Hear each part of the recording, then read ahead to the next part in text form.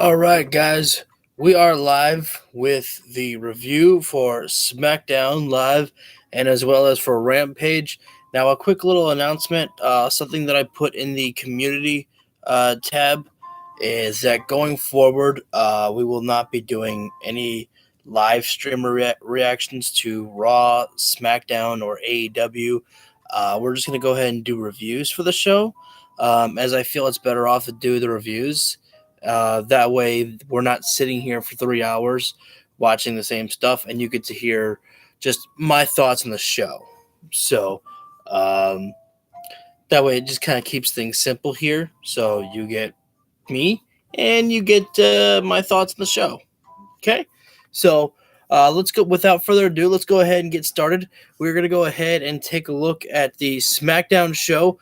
Again, if this is your first time joining in for the review, basically how it's going to go down is I have my iPad set next to me. I have my notes in front of me, so that way I can kind of read it off to you exactly about everything that I want to say. Let me go ahead and actually do something real quick. I keep forgetting about doing this to kind of make uh, the words more bold. That one will be easier. All right.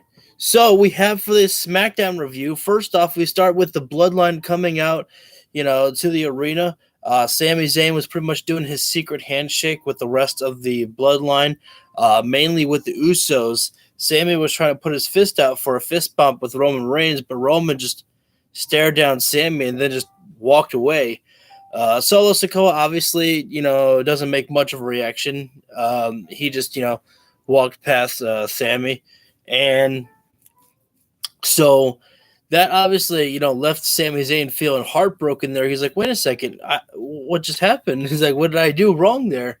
So, we'll obviously later in the show we find out, what Roman Reigns was feeling, but we're going step by step.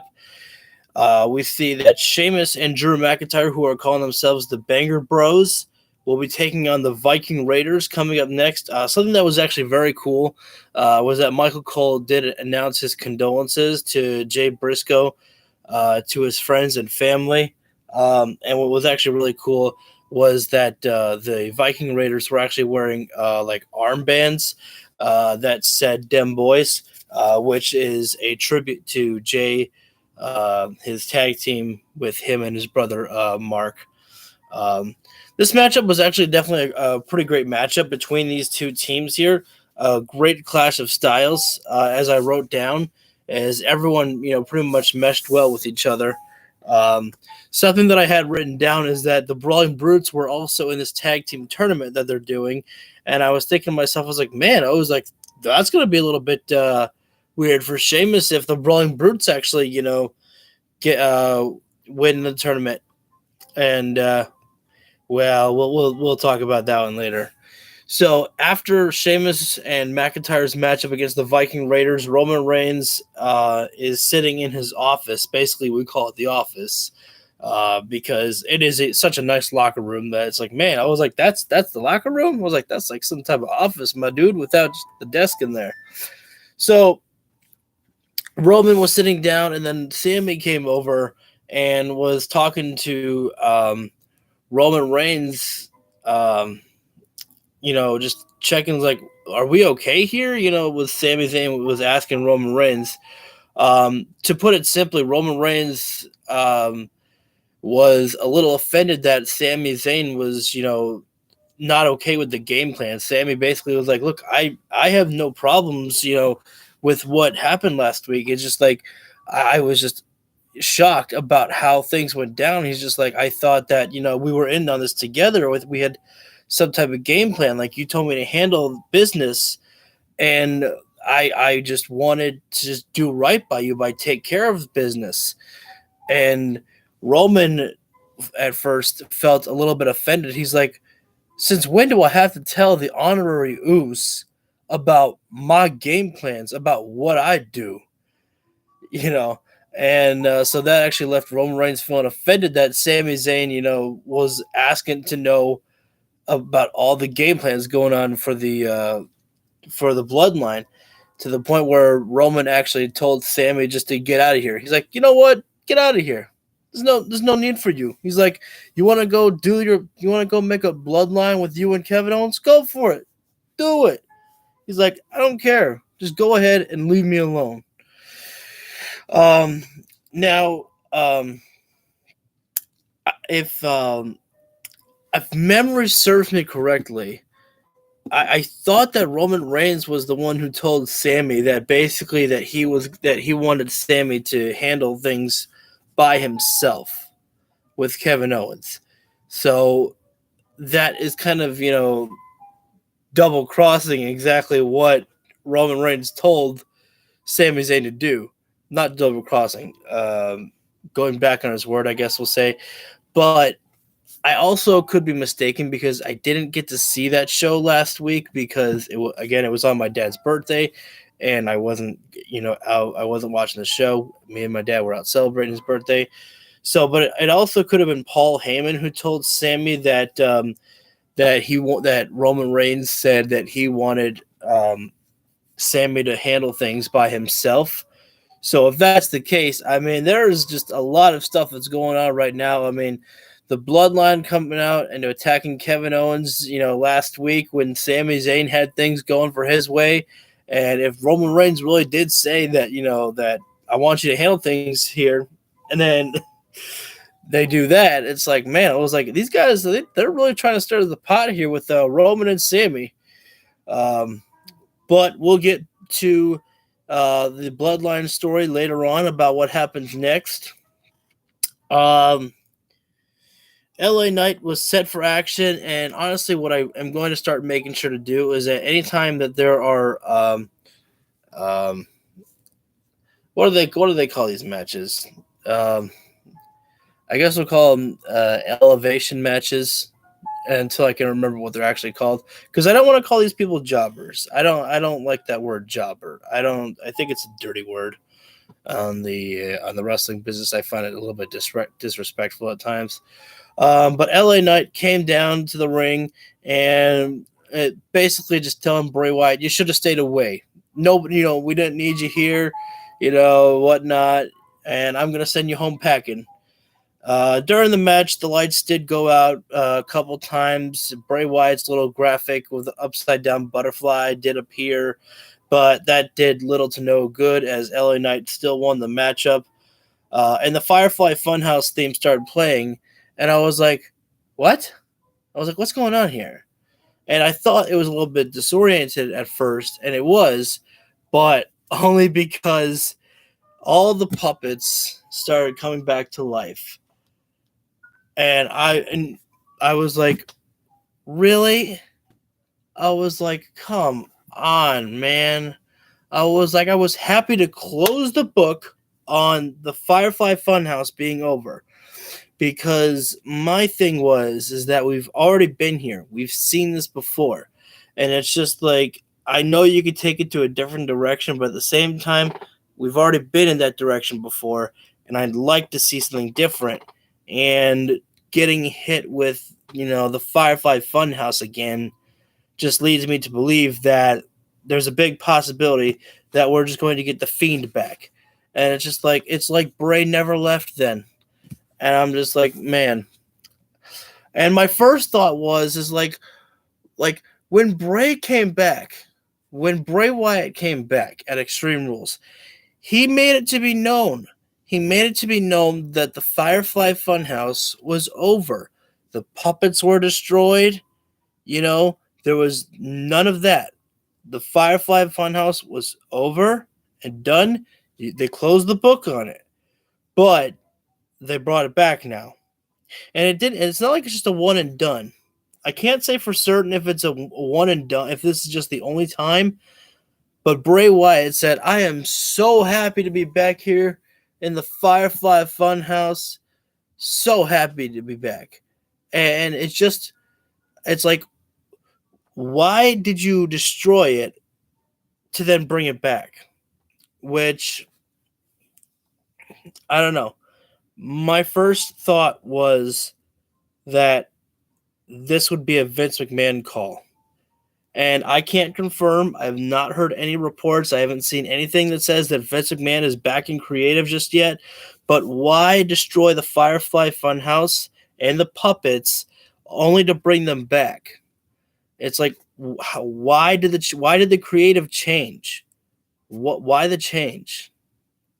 And this story, like, I'm upset because when Bray Wyatt came back, it was awesome. The fans were chanting, "Holy shit, this is awesome!" But this has just not been it, man. Things have just not been going good for Bray Wyatt. Like, the main problem that I think that they have is they brought in Uncle Howdy too soon. You know, there's been rumors that I've seen on Twitter about turning, Bray Wyatt versus Uncle Howdy into a WrestleMania match, and I'm like, that's not a bad idea. The problem with that, though, is that that's the build to WrestleMania. You don't put Uncle Howdy in right now at the Royal Rumble for the story. It's too far. It's too far away. Let Bray do something different. But yet we're back with the Firefly Funhouse, and I'm sorry. Eventually, I got sick and tired of the Firefly Funhouse. It wasn't. It changed, man. It changed ever since that Bray Wyatt came back as the Fiend, and things just changed. How many times has the Firefly Funhouse been destroyed? Once Seth Rollins burned it down, I remember that one, and I could have swore Braun Strowman destroyed it or something like that. Maybe I have that wrong or something, but I'm just like, and then Bray destroyed it. Well, we believe that he destroyed it, when he was gone, or that he just left all the puppets to die, and then they just get revived. And to me, it's just like, I don't know. We'll have to see where it goes. I'm not really happy that the Firefly Funhouse is back. I know some people like it, but I think that's more of a nostalgia thing. I think that a lot of people wanted something different from Bray Wyatt and getting the Firefly Funhouse back, because again, like, if you wanted to just do a video like Bray Wyatt, like, if Bray wants to show the darkness, he's like, "You've awakened the evil inside of me, LA." He could have, been taking the puppets and just smashing them into the room and be like, I made these. These were my friends, and I'm destroying my friends. What do you think I'm gonna do to you, LA Knight? If they wanted to do something like with that with the Firefly Funhouse. But anyways, let's just move on. I've been talking a little bit too much about this whole thing. Anyways, the next matchup for the tag team tournament, we had Hit Row versus Los Lotharios. The only thing I can say about this is that I like that how everyone was interacting with Michael Cole. I thought that was quite interesting. Top Dollar was like, "Oh, you want to talk now? You want to talk some more about me, Cole?" But short match, nothing really that interesting happened. After that, Hit Row wins, and then, of course, oh joy, my favorite, Charlotte Flair came out. She basically said nothing. Literally, this, like, the women's segments for WWE this week were terrible. Becky Lynch and Bayley, bad. Charlotte Flair and Sonya Deville, bad. Sonya thankfully came out. Charlotte Flair basically said, "You want to fight? Let's fight," or talk, whatever she said. Sonya comes out, and then in the promo, Charlotte says, "Oh, you think I'm the entitled one? You're the one who keeps wanting a title match." It's like, I think between the two of us, you're the entitled one. And I was like, "You just got a title match like 3 weeks ago, Charlotte." And I was like, "You have 14 championships, and a lot of times they're just given to you. So not that you're, intentionally entitled, but you're entitled, Charlotte. So yeah, you go ahead and keep telling yourself that you're not." But man, this segment was very boring. And Adam Pearce came out and told Sonya, "I told you before, there's no title matches. You have to earn your matchup." Yeah, just like you have to earn your spot into the Rumble, right, Adam Pearce? Get the fuck out of here. Anyways, But that doesn't make sense to me. Why would you not have a championship match? Especially if Charlotte's the champion, let her decide if there's going to be a championship match or not. And usually championship matches will get you some extra viewerships on the show. So, hey, why not, right? But mainly, if Charlotte's the champion, if Charlotte wants to defend the title, let her defend the title. It's not up for you to decide here. Freaking Adam. Roman was actually backstage at this point in his office, questioning about Sami's words about, about, the game plan. I didn't know about it. And Roman's like, man, who does he think he is? Like, he's the honorary Uce that I got to, tell him about my plans. He's like, no, I don't got to do that. Paul Heyman then basically told Roman Reigns that, it's better to have Sami Zayn as an ally in this war against Kevin Owens than as an enemy where Sami and Owens could be trouble for the bloodline. And Roman was basically like,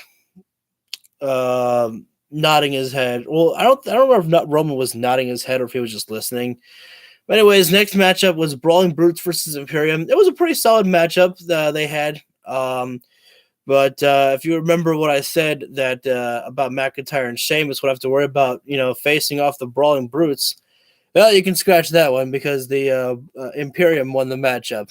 Not that that's a bad thing, but I think that there would have been a lot of fan interest to see what would have happened in the tournament if it would have come down to the Banger Bros against the Brawling Brutes.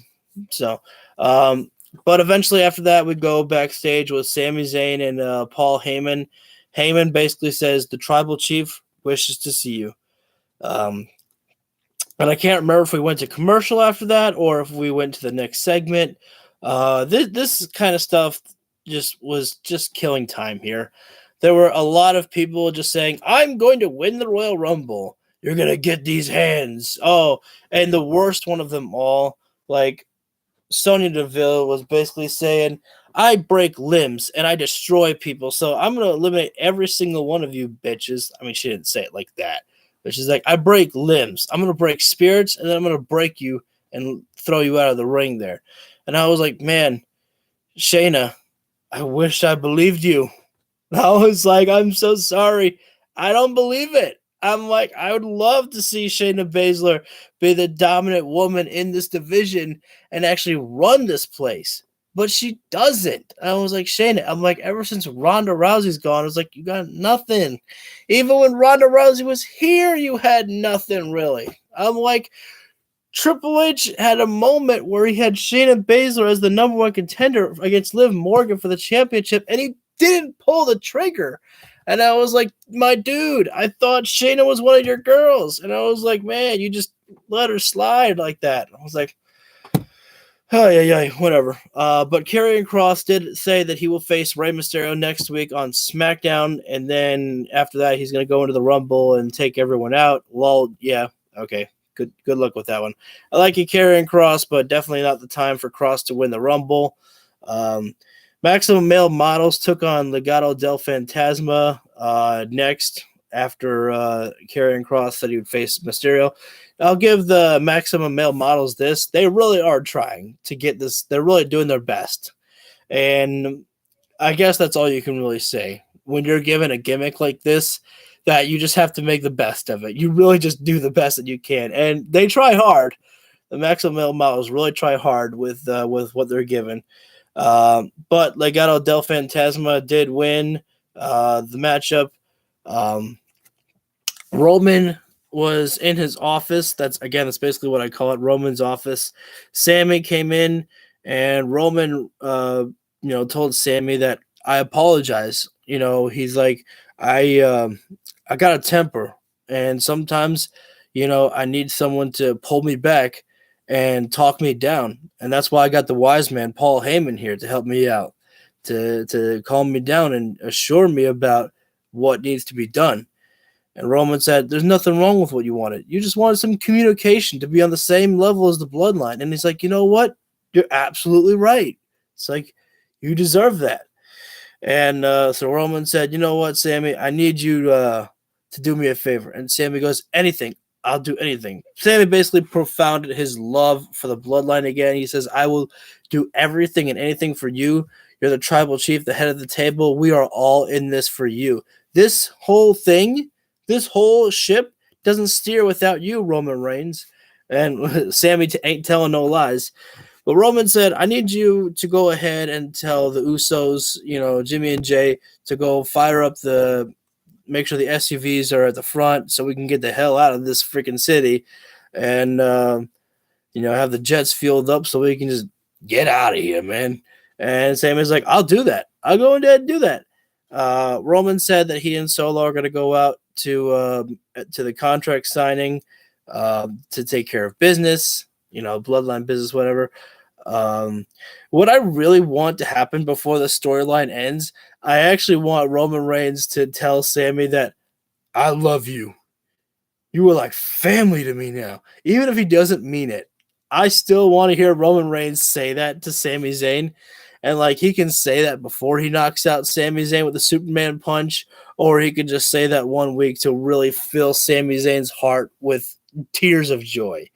I just want that to happen one of these weeks. Contract signing appeared, or not appeared, So Roman Reigns had his long-ass entrance, and I was checking the time. I was like, how are we supposed to get Kevin Owens out here and have a talking segment? And, we've got about 5 or 6 minutes left here of the show. And I'm like, man, I was like, this is we're running low on time here. How are we supposed to really do anything for the show, for this contract signing? Well, turns out just have a big old fight. I mean, that's usually how it always ends with these contract signings anyways. Owens came out, attacked Solo Sikoa, and then Roman Reigns saw Kevin Owens. But before Roman could do anything, Kevin Owens beat up Roman Reigns for a little bit, threw him into the... I think Kevin Owens took out Roman Reigns with a stunner, and then out came the Usos, and then Kevin Owens threw them around. And then Roman got sent through the table with a pop-up powerbomb by Kevin Owens. Sami eventually came down, but poor Sami was probably following Roman Reigns' orders and making the calls to, ensure that all the jets were fueled up, the SUVs were around the front, and Sami probably didn't know about what was going on until he saw something on the screen, and then he came running out. Now, Sami and Kevin did have a little bit of a stare down. Sami was on the ring apron staring down at Kevin Owens. Kevin eventually ran through the crowd there, but Sami probably didn't take on Kevin Owens one-on-one there, as Sami had no backup from the bloodline at that point. So yeah, we'll have to see how Roman Reigns feels about that one, about Sami Zayn. He's probably going to be pissed off on Monday, or if we see we'll have to see what happens on Friday, as next week is the last week before the Royal Rumble. So time to get those last minute storylines in there to draw people in to want to tune into the Rumble. But, shouldn't be that hard. People always love the Royal Rumble to see those surprise appearances. Final thoughts on the show. The show was fine. Bloodline storyline was always the best thing that happened on the show, but everything else was pretty much fine. Matches were fine. The best match of the night, in my opinion, on SmackDown was the opening contest between the Brawling Brute, or the Banger Bros, and the Viking Raiders. Everything else in the show was just there. And again, some people will be happy about the Firefly Funhouse. Not my cup of tea. It used to be, but and especially the way that it was just the way that it was done too. I just want to say this real quick. So the puppets came back to life, whatever. Bray Wyatt was hammering something on the door, I think, where the door says, all who abandon all hope who enter here or leave here. I can't remember which one it was, but there was a upside down butterfly logo of Bray Wyatt's symbol on Bray Wyatt's ass because he had a plumber's crack. You see? Funny. Maybe. I don't know. That, to me, is that supposed to be a Bray Wyatt thing? Just something about me just tells me that why would Bray think that a plumber's crack is funny or entertaining. That just sounds like something that Vince McMahon would write. And I'm like, maybe Triple H wrote that in. I don't know, but that's just very weird to me. Anyways, let's go ahead and move on. This is called a SmackDown and Rampage review, so let's go ahead and get to that one. We had first up Jungle Boy versus Ethan Page to start the show off with. This matchup was a fun back and forth between these two guys here. At one point, actually, I liked this one here, is that Ethan Page and Matt Hardy, their storyline is really continuing. If you're not keeping up with AEW Dark, make sure to tune to watch the social media, as you're really seeing on Twitter the back and forth between of Matt Hardy and Ethan Page. At one point, Stokely Hathaway had tripped the leg of Jungle Boy, but he quickly pointed at Matt Hardy and said, no, he did it. That was him. He did that. And Jungle Boy looked confused, and he actually, he didn't leave the ring, but he went over to Matt Hardy's side. He's like, are you serious right now? He's like, dude, what the hell? And Matt's like, no, I didn't do that. And then Ethan Page took the opportunity to attack Jungle Boy from behind there. And then it was actually quite interesting. There was this couple of points where Matt Hardy was actually cheering on Ethan Page there. So clearly they're actually building up some type of friendly relationship, I think. And this I loved. Ethan Page went for a roll-up on Jungle Boy. But instead of using the ropes for leverage, he grabbed onto Matt Hardy's ponytail, and Matt Hardy, I can't remember if Matt Hardy spun around or if he swatted the hand away, and Jungle Boy, turned that around and into a pinfall of his own and got the pin there. And I actually found that quite hilarious and unique, though.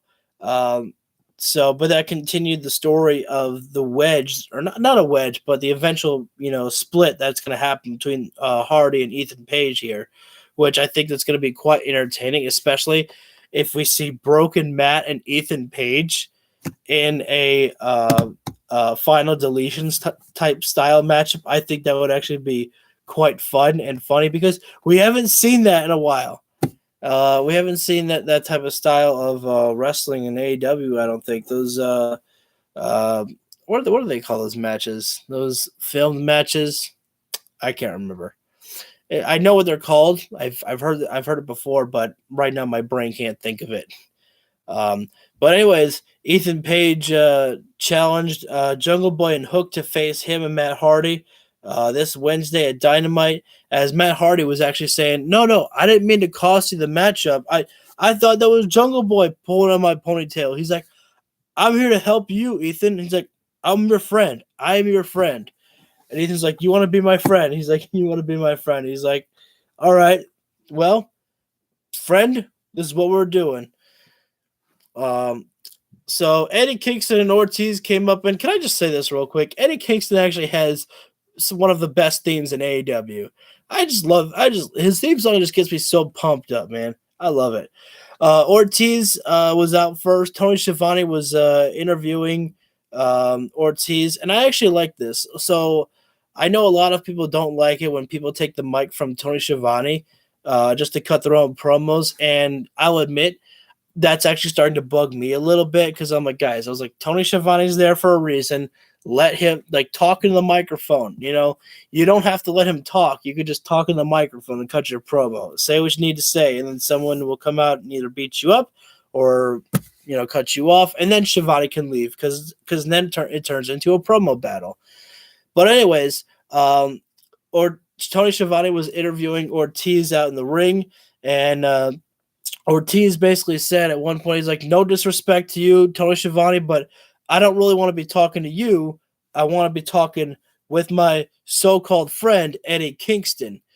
And so Eddie Kingston eventually came out, and the one thing that Ortiz really had a problem with on Eddie Kingston, he's like, dude, you about to strike a woman with a steel chair? He's like, no way that your mama taught you like that. He's like, she taught you manners. He's like, you don't strike at a woman like that. He's like, that's cold even to guys like you and me. He was like, we don't do that type of style.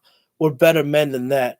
And then he said something like, I don't remember what Ortiz said. I remember he brought up Homicide. He's like, a guy that you and I both look up to, Homicide. He wouldn't even stand for that type of behavior. He's like, you're a fake tough guy, Eddie. And it just raised the ire of Eddie Kingston, and Eddie just lost it and hit Ortiz with the steel chair to the gut and then onto the back.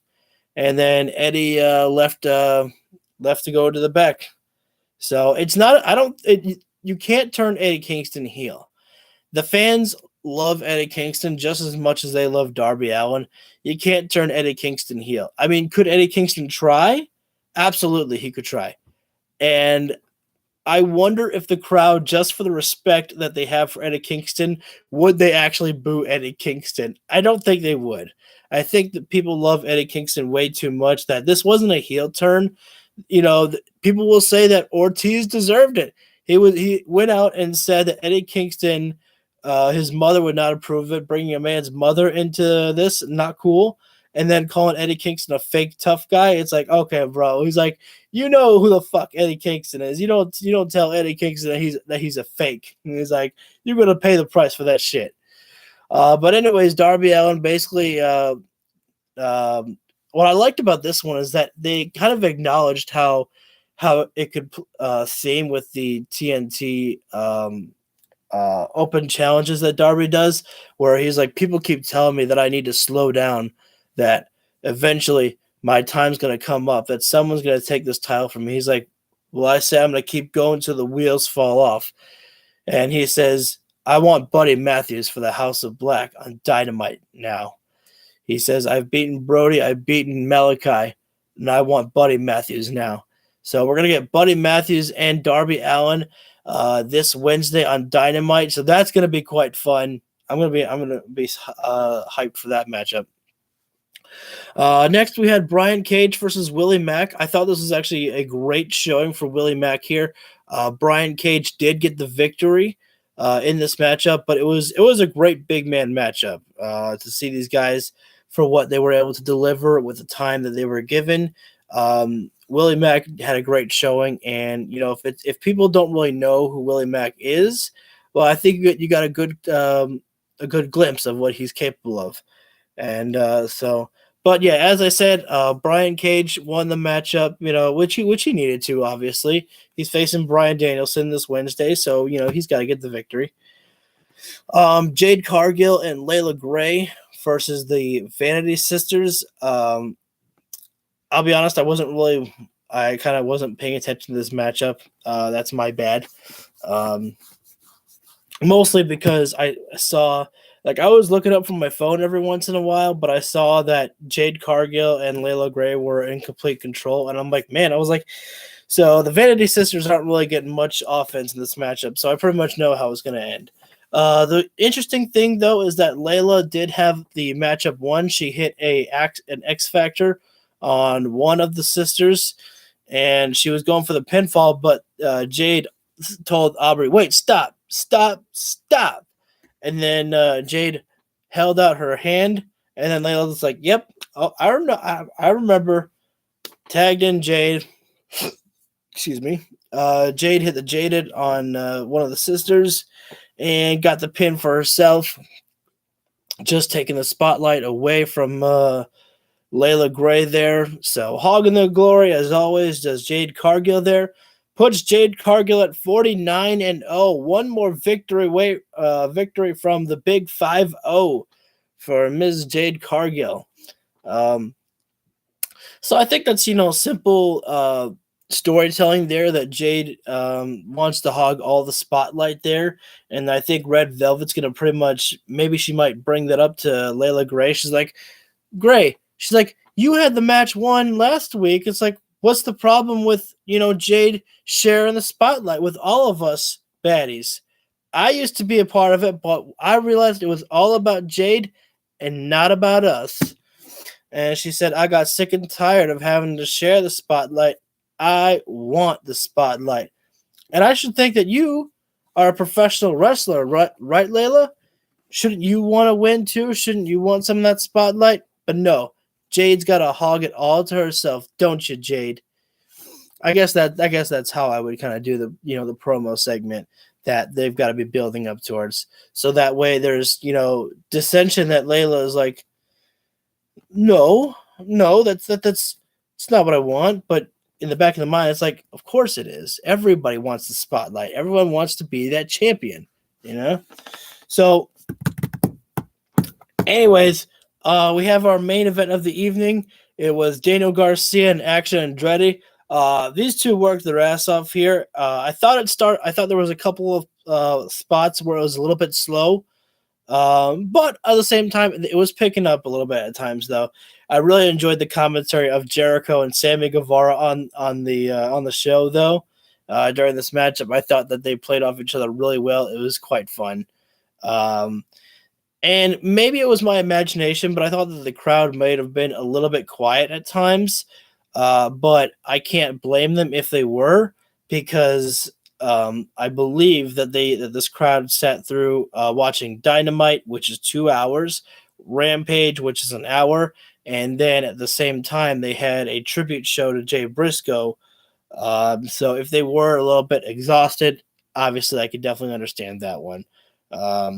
But the tribute show to Jay Briscoe was absolutely necessary, because if you haven't heard the story, that Warner Brothers would not allow them to have a tribute, not even a 10-bell salute. They wouldn't allow AEW to acknowledge Jay Briscoe at all, because of some of the comments that he made. I don't remember if they said anything about Jay Briscoe on the commentary team that night, but they wouldn't do a 10-bell salute or anything like that, because Warner Brothers wouldn't allow them, just because they're like, oh, he said some homophobic stuff a decade ago, which the man apologized for and made amends to many of people. So I don't want to talk anymore about that. I've said what I needed to say about Warner Brothers, canceling Jay Briscoe's tribute show pretty much. If you want to see my thoughts on that, you can check out my Twitter at heel_Lucas. I talked about that. Just go ahead and scroll through. I thought it was just absolute bullshit what Warner Brothers did there. But let's go ahead and get back to the topic at hand. I thought that the matchup between Daniel Garcia and Action Andretti was, a fun matchup. As far as, I think what I'm going to start doing, and, this is probably going to upset people, but what I want to start doing is actually seeing which show I found was better. I have to go AEW, and some people will hate that I thought that Rampage was better than SmackDown, but I didn't feel that there was enough grabbing me for 2 hours with SmackDown, where Rampage gives me the simple stuff that I need. Fun wrestling, moving some storylines, great. It did what it needed to do. And it was entertaining. I was entertained by Chris Jericho's commentary the entire night on Rampage. So I think that AEW wins for the show for this week. But you guys can let me know, which show did you think was more entertaining if you watched both. You can leave a comment down below which one you liked better, SmackDown or Rampage. Or if you just want to comment on whatever you feel like, what do you think of the Sami Zayn and Roman Reigns storyline? Would you put Sami Zayn to win the Royal Rumble to face Roman Reigns at WrestleMania, as opposed to Cody Rhodes? That's one, too. Although, if you ask me, I would like to see Seth Rollins win the Royal Rumble. I think if it's not Sami, I think that Seth Rollins could have the better story with Roman Reigns than Cody Rhodes could. Because Cody Rhodes' story is just about getting the championship. Cody Rhodes can win that championship at any given time. So there's the comment part out of the way. Hit the subscribe button as we do reviews. We're going to be doing reviews from now on for Raw, SmackDown, Dynamite, and Rampage. This is just so that way we're not talking for 3 hours on Monday Night Raw. As I think that this will go by much better, so that way you guys get you get to see my opinion on the show and what happened on the show. and I keep it nice and simple for you guys. And if you want to, explore more about the show, you can always search, WWE's Twitter. But we're going to be just doing reviews from now on for when it comes to Raw, SmackDown, and the AEW shows. So, unless people start asking for the live stream reactions back, then I will go ahead and start doing those again. But that's where I need you guys to leave a comment as well. If you want me to do the review shows like I'm going to be doing, or if you want to see me keep doing the live stream reactions. So that's for you guys to let me know about which one you prefer. And I see we have a like there, so thank you very much for that one.